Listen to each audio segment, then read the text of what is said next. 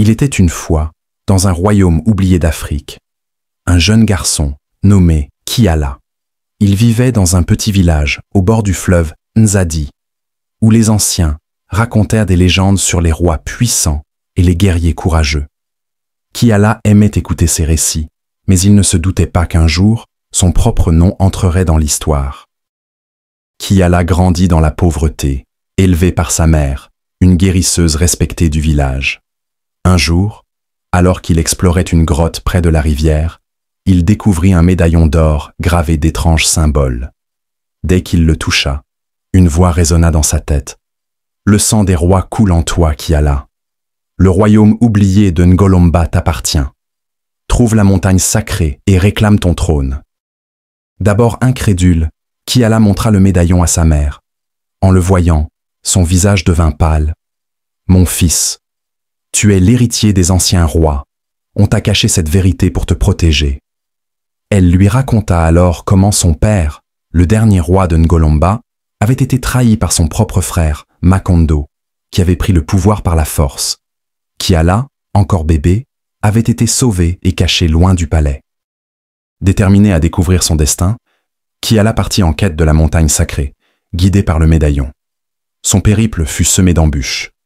Il affronta des bandits, traversa des déserts brûlants et des forêts profondes, et rencontra des alliés précieux. Nia, une guerrière intrépide qui rêvait de renverser Makondo. Babu, un vieux sage qui lui apprit les secrets de la magie ancienne.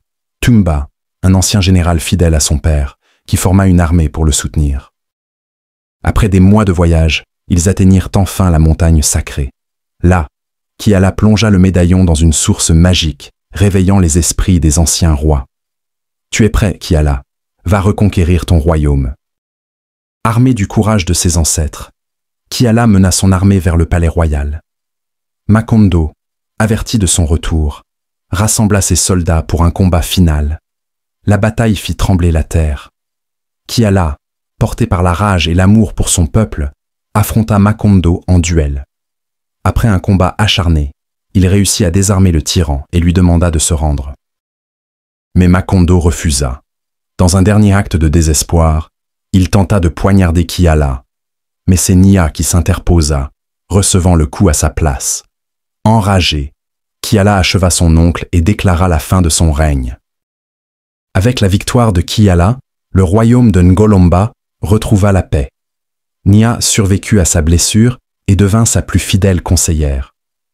Sous le règne de Kiala, le peuple prospéra et son histoire se transmit de génération en génération. Ainsi naquit la légende du jeune roi qui retrouva son trône et libéra son peuple. Une histoire qui rappelle à tous les jeunes que le destin n'est pas écrit d'avance, mais qu'il appartient à ceux qui osent le poursuivre. Et voilà les amis, j'espère que cette histoire vous a captivé et inspiré. Si vous avez aimé, n'oubliez pas de liker, de commenter et surtout de vous abonner pour ne rien rater des prochaines histoires passionnantes. Activez la cloche pour être les premiers à les découvrir. On se retrouve très bientôt pour une nouvelle aventure. Restez connectés.